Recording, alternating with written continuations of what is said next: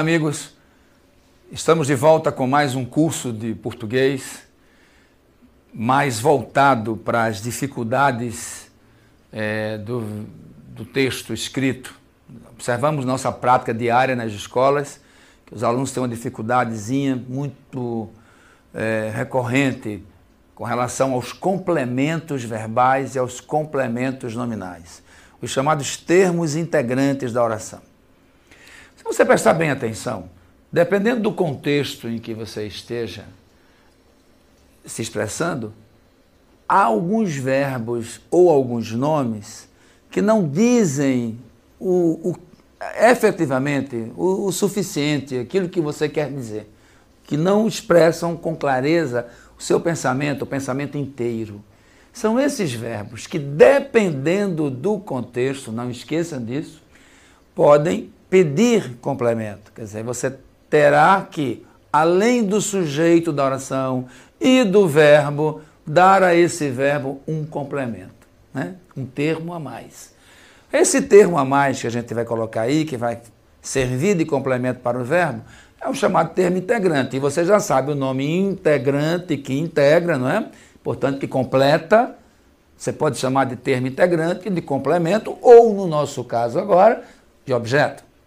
Do mesmo modo que o verbo não tem sentido completo algumas vezes, também alguns nomes, dependendo do contexto, podem pedir complemento. E aí cabe a você, na leitura que você faz dos textos de outros, ou na produção dos seus próprios textos, ter essa percepção, observar qual é o termo que está ali funcionando como complemento para dar mais fundamentação à sua ideia do verbo, para não deixar dúvida. Esse problema a gente traz conosco por causa da linguagem oral. Quer dizer, na linguagem oral existe um contexto, e esse contexto faz com que você, às vezes, diga uma frase pela metade, diga as frases entrecortadas, mas essa frase entrecortada que você usa, o outro entende, porque existe ali uma situação favorável à compreensão, o diálogo, sua expressão facial, corporal, existe um entendimento, um conhecimento prévio da história, da situação, e aí fica mais fácil de entender. Mas na linguagem escrita, não temos todo esse aparato aí que nos auxilia na compreensão do texto, tá certo? É bom você entender isso, porque algumas vezes, na sua redação, você precisará usar termos que vão completar o verbo e, ora, vão completar o nome, tá certo? É o que eu quero mostrar agora a vocês no slide. Vamos para o slide, então, para a gente confirmar isso. Observe aqui, os termos integrantes são aqueles que completam um outro termo dentro do enunciado, que chamamos de enunciado aí, pode ser a sua oração, né? Então vamos começar pelo complemento verbal. Complemento verbal é um nome maior, genérico, é um hiperônimo, tá certo? Vamos então para o hipônimo, um nome menor, objeto. Objeto é o complemento do verbo. Ele pode ser direto, isto é, sem preposição, ele não exige, o verbo não exige preposição para receber esse complemento, tá certo? Ou pode ser indireto, isto é, o verbo exige uma preposição para receber esse complemento. Vamos ver aqui no primeiro exemplo, comprei. Observe que comprei é um verbo que pede complemento, pois quem compra, compra alguma coisa. E quem compra, compra o quê? Compra um livro. Então o livro aí, que é um substantivo, está funcionando como complemento deste verbo aqui, tá vendo? Quem compra, compra alguma coisa. Essa frase, claro que num outro contexto, poderia ter somente o verbo, eu comprei. Mas aqui não. Aqui eu quero dizer que comprei algo. Observe que livro está sofrendo a ação de ser comprado. Vem aqui comigo para esclarecer melhor para você, né? Preste atenção. O objeto tem esse nome porque ele é o objetivo da ação verbal. Você pratica a ação de comprar e essa ação objetiva um livro. Como se fosse, por exemplo, encontrar Quem encontra alguém, quer dizer, qual é o meu objetivo na ação de encontrar? Encontrar um amigo. O amigo é o objetivo. Objetivo da minha ação é o objeto. É só isso. Tá certo? Vem para o slide então. Comprar é comprar alguma coisa, comprar um livro. Livro, morfologicamente, é um substantivo, mas aqui está exercendo a função sintática de objeto, isto é, complemento do verbo comprar. Note que não há preposição entre o verbo e o complemento. Por isso que você vai chamá-lo, costumamos usar a expressão OD, para dizer objeto direto, certo? Mas no outro caso aqui, observe o objeto indireto, você tem aqui o verbo pensar, e quem pensa, pensa em alguma coisa. Primeiro você vai ter que perceber essa regência aqui, certo? Existe uma necessidade de uma preposição.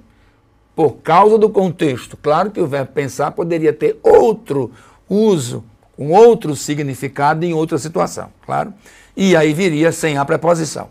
Mas dentro desta minha frase, nesse meu enunciado, o verbo pensar rege a preposição em. Então quem pensa, pensa em alguém. Por isso que o em você, nós usamos essa siglazinha aqui, ó, OI, para dizer objeto indireto. Então, objeto é o complemento, associa objeto a complemento. E é indireto porque está introduzido por uma preposição que o verbo exigiu. Tá certo? Vem aqui mais uma vez comigo. Essa preposição vai depender muito do sentido que você quer dar ao verbo. Não esqueça disso. O mesmo verbo pode pedir uma preposição aqui, como pode não pedir em outro contexto. Tá certo? Isso aí, vamos fazer uma aula específica de regência para que você saiba quais são os verbos que pedem ou não pedem preposição, em que situação eles vão pedir a preposição. Tá certo? Por enquanto, perceba apenas que há verbos que não possuem sentido completo. Tá certo? São os verbos transitivos, que vão pedir complemento, e esse complemento pode vir regido ou não de preposição. Por isso, objeto direto sem preposição. Objeto indireto com preposição. Ok?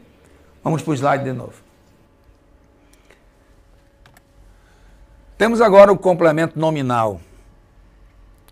Observe aqui, no complemento nominal, como o nome já está dizendo claramente, complemento nominal é um complemento de um outro termo dentro do seu enunciado, e esse outro termo deve ser um substantivo, deve ser um adjetivo e deve ser um advérbio. Isto é, o substantivo, o adjetivo e o advérbio devem estar dentro do seu enunciado carente, necessitando de um complemento, quer dizer, de uma ideia que lhe dê mais sentido, que ofereça a ele maior significado, que complete melhor o seu pensamento. Por exemplo, eu tenho aqui o substantivo demissão. Demissão é um substantivo abstrato, que vai, portanto, pedir complemento. Mas entenda, não é toda vez que eu usar um substantivo abstrato que ele vai pedir preposição ou vai pedir complemento. Dentro deste contexto aqui, a demissão dos funcionários. Olha a preposição de aí, mais o artigo os. A demissão dos funcionários. Observe que os funcionários estão sofrendo a ação de serem demitidos. E isso dar a dos funcionários a situação de complemento, tá certo? Complemento do nome. Do mesmo modo que você viu nos complementos dos verbos, agora está vendo o complemento dos nomes. Do mesmo modo que lá no objeto, o objeto sofria ação, aqui, ó, dos funcionários também está sofrendo a ação do nome. Pois os funcionários estão sofrendo a ação de serem demitidos. Tá certo? Então, complemento do nome. Esse nome demissão aqui está com sentido incompleto. Dos funcionários, então, está dando a ele o sentido maior, mais completo, mais cheio, aprofundando mais seu significado. Mas o que mais importa que você entenda aí é o fato de os funcionários estarem sofrendo a ação de serem demitidos. Quer dizer, como se fosse um objeto do nome, tá certo?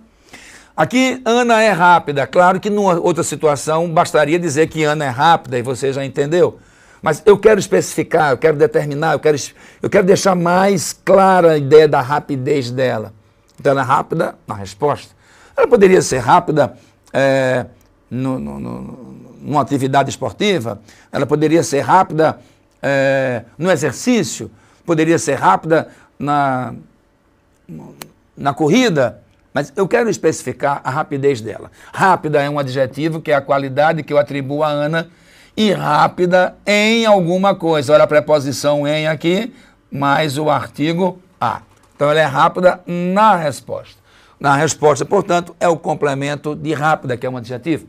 Acontece o mesmo com o advérbio. O advérbio contrariamente. Contrariamente. Rege a preposição a. Quem age contrariamente a. Ao acordo, portanto, é o complemento que você dá ao advérbio. Contrariamente é o advérbio, desculpem, que pede o complemento ao acordo. Contrariamente ao acordo. Poderia ser contrariamente, em outro contexto, em outra frase, contrariamente aos pais, contrariamente ao Código Civil, contrariamente à lei. Tá certo? Não importa. Entenda que você, na hora, tem que perceber que contrariamente rege a preposição a, tá certo? E que isso dá, vamos chamar de a dica, para que você perceba que ao acordo é o complemento do nome contrariamente, do advérbio contrariamente, tá certo? Bom, vem aqui comigo mais uma vez. Gostaria de chamar a atenção de vocês para o fato de esses nomes que você viu agora pedindo complemento, eles, em outro contexto, podem não pedir complemento. Vai depender muito do que você quer dizer, do contexto em que aquela frase está inserida. Vai depender de todas essas situações, né, contextuais. Ok? Vamos então agora para o outro tipo de termo integrante.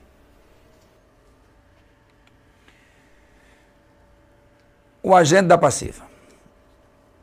Observe essa frase aqui. O documento, que é o sujeito da oração, o documento está sofrendo a ação de ser assinado. Não é o documento que está assinando. Ele está sofrendo a ação. O documento, então, é o sujeito da oração. Mas é um sujeito que está sofrendo a ação. Então, ele é um sujeito passivo. Ok? Ele é um sujeito passivo. Sujeito que está sofrendo a ação. E quem é que está praticando a ação, se o sujeito está sofrendo a ação? Pelos ministros. Tá certo? Os ministros, então, são o agente, os que estão praticando a ação dentro desse enunciado. Tá certo? Essa é a marca principal. Isso é o que vai dizer a você que, pelos ministros, é um complemento da locução foi assinado. O documento foi assinado por alguém. Primeiro detalhe, observem a regência da preposição por aqui. Por, pelo, né? Por mais os. Então, foi assinado por alguém. Por mais o artigo os dá pelos. O documento foi assinado pelos ministros. Pelos ministros é o agente, né, o que está praticando a ação dentro da oração. Por isso, é o agente da voz passiva. E por que voz passiva? Porque já vimos aqui, ó, sujeito passivo, sujeito está sofrendo a ação, sujeito é passivo, então a oração está na voz passiva. Tá certo? Observe que aqui existe uma voz passiva. Na voz passiva, o sujeito sofre ação e o complemento é o agente. O sujeito sofre ação e o complemento é o agente, é o que pratica a ação. Daí, agente da voz passiva. Tá certo? Então, o agente da passiva é o termo que completa o verbo dentro de uma oração, dentro do enunciado, na voz passiva. Isto é, o sujeito sofre a ação e ele, complemento, pratica a ação. Tá certo? Essa é a marca, é a característica principal dele. Tá ok? Vem comigo aqui agora. Observe que, para que haja agente da passiva, é importante que haja o sujeito sofrendo ação, né? Lógico, é óbvio isso. Então, sujeito sofrendo ação, sujeito paciente, faz com que o complemento seja agente, seja ativo, tá ok? Então, até um próximo encontro.